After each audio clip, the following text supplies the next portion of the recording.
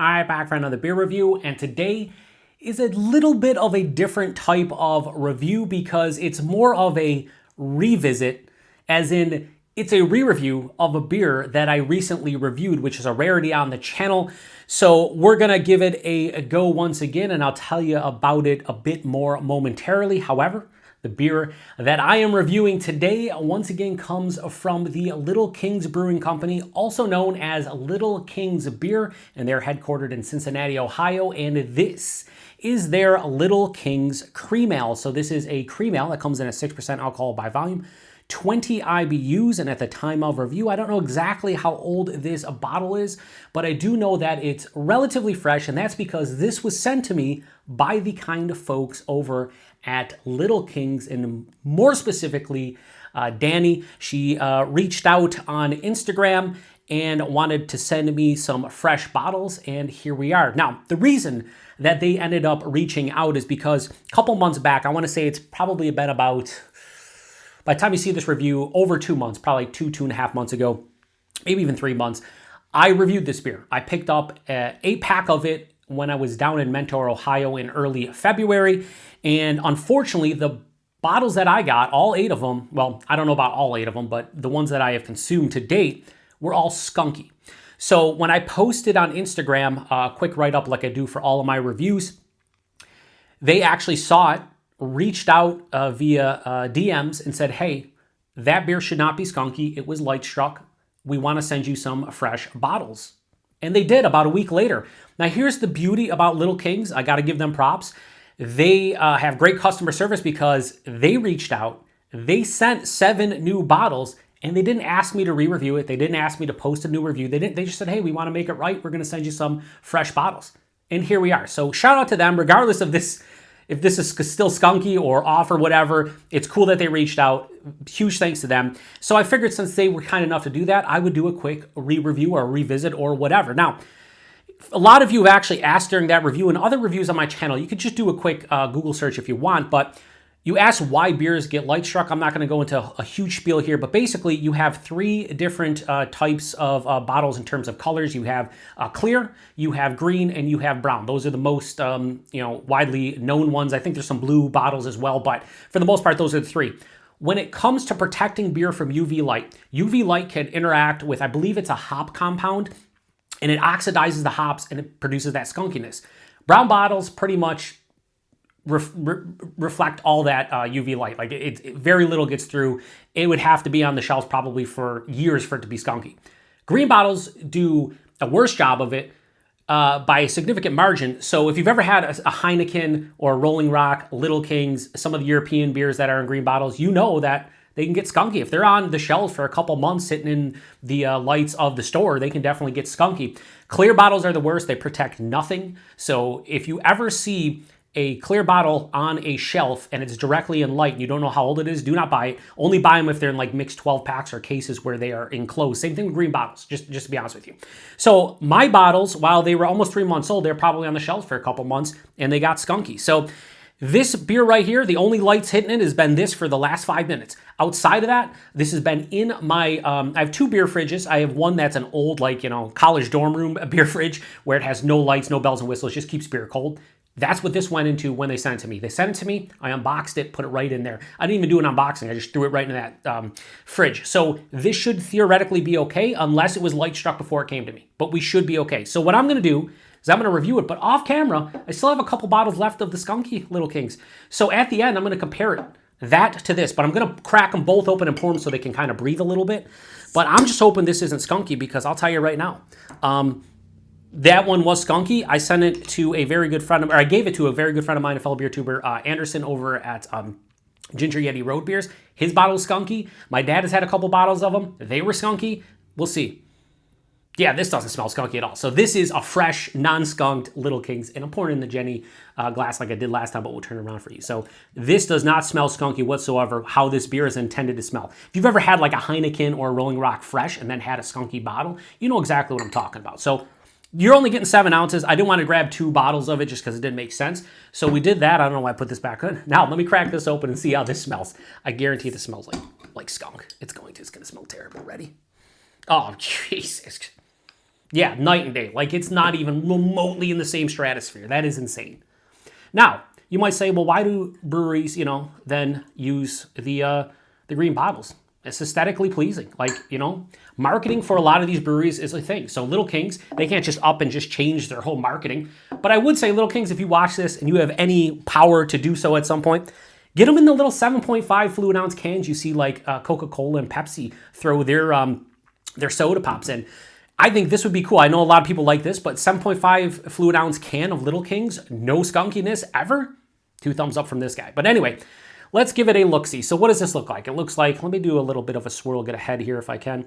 But yeah, that looks like your standard, American cream ale, right? That's what this is. It's a cream ale. It has that, beautiful golden yellow color, good carbonation. We'll do something like this so you guys can maybe see yeah, look at the good carbonation coming through, beauty carbonation, very light, just looks beautiful, honestly. I had about a half finger of a bright white colored head. Let's get a nose. Yeah, so again, no skunkiness with this one. Absolute awesomeness, no skunkiness. And what I remember, and here's the thing, I didn't go back to look at my old review. Reason for that. Tell you what the reason was. I didn't want to be influenced what I said a couple months ago. I want to see on a fresh palate. Not remembering. I think I remember saying this is like a sweeter cream ale is maybe what I said, but that's what's going on. Sweet like cream corn. A little bit of like a lemony kind of like almost lemongrass, but more of like maybe just like a lemon rind or lemon pith. Red apple core, white pear. I say that a lot with these. It's just a little bit of like a grainy kind of malt character. It's making my mouth water. It smells super refreshing. It smells like something I just want to crush. I want to sit back on a nice warm day like it is today. I'm actually reviewing this. It's like 83 degrees outside, 84 degrees. I could drink a bunch of these little cans. I totally could. So I want to get into it. Cheers, everybody. Thanks again to Little Kings for the fantastic customer service out of nowhere. Like I didn't expect it, but it's really cool.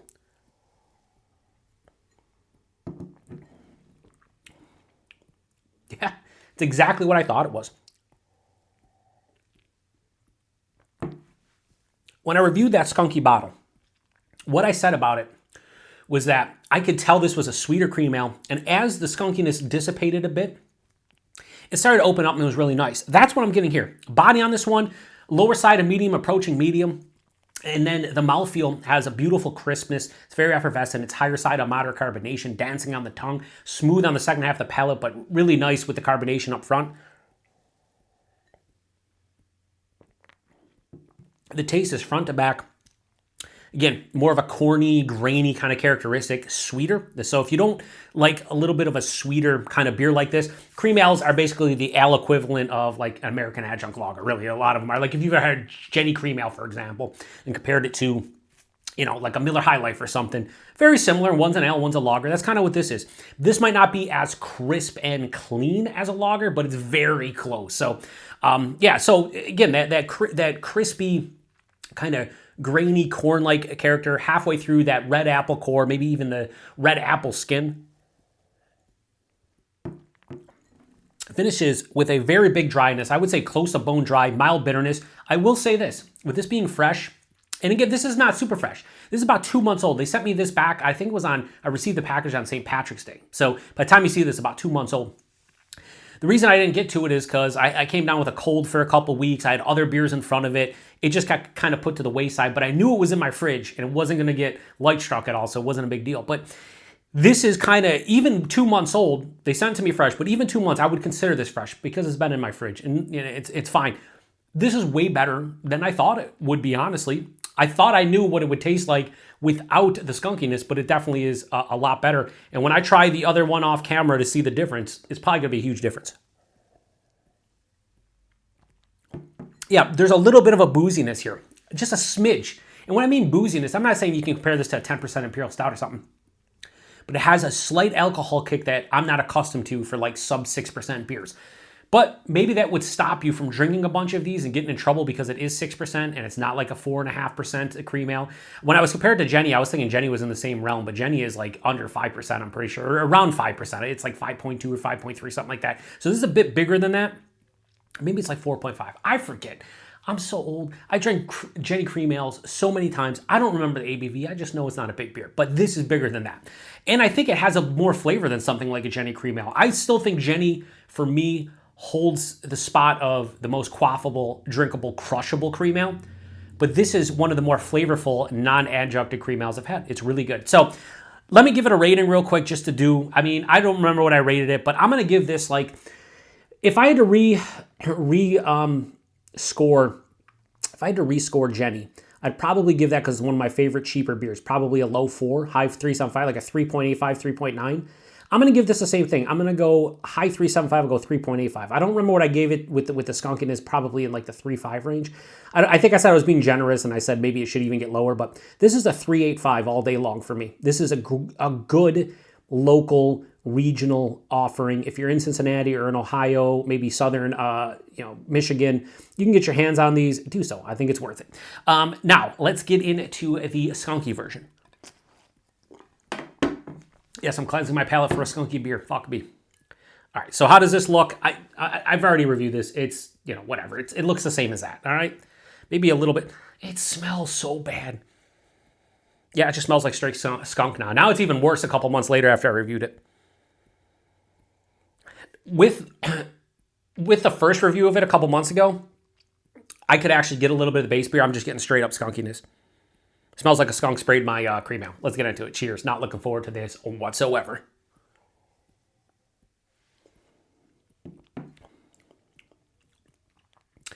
It's not terrible.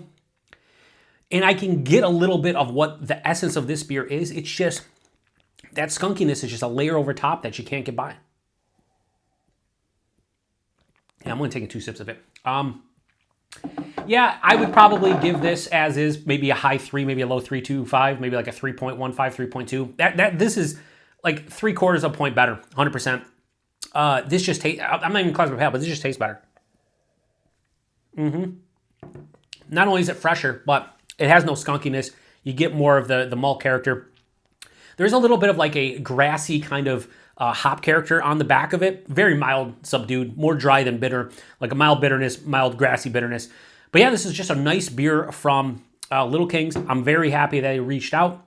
I'm glad I re-reviewed it. I don't do this often, but if a brewer's going to go out of their way to contact me, send some beers out to make it right. No, you know how many shitty beers I've reviewed on this channel or I've had in my life, and I shouldn't say a single one, but not many beer companies will reach out and be like, hey man, we'd like to make that right. And the beauty about it, like I said, Little Kings did not ask for a re-review. They didn't ask for me to look at it again. They just said, we want to send you some fresh beer. And they did. And it's my bad that I'm not reviewing this super fresh, but even 2 months old, when in proper conditions, aka not hanging under lights in a store or being actually directly into sunlight. I think I remember reading, like, in a matter of minutes, if you would expose a beer directly to sunlight, it can skunk that quickly. It takes a lot longer on store shelves. But good job, Little Kings. This is a really, really nice cream ale, especially if it's not skunked. I just wish you would put it in maybe brown bottles, which I know would mess up your branding, or again, the 7.5 fluid ounce soda pop cans. I think that'd be really cool. Get a nice like green kind of can design. I think it would be fantastic, but I'm just one dude. What do I know? Probably takes a ton of money to do that, get a canning line, the whole nine, so it's probably not feasible. Anyway, if you've had this one before, please post in the comment section. Have you had a skunky bottle of this compared to a fresh one? Fresh is way better. And this is a perfect example. You could do this for Heineken. You could do this for, again, Rolling Rock. You could do it for a lot of different breweries. You could do it for Corona, Modelo. You could honestly skunk one and then have the other one fresh, and you'll see the difference. Anyway, I'm shutting this down. I see it's a super long review. It is what it is. To the next one. I was going to do cheers with the... Cheers. Thanks again to Little Kings for the cream ale.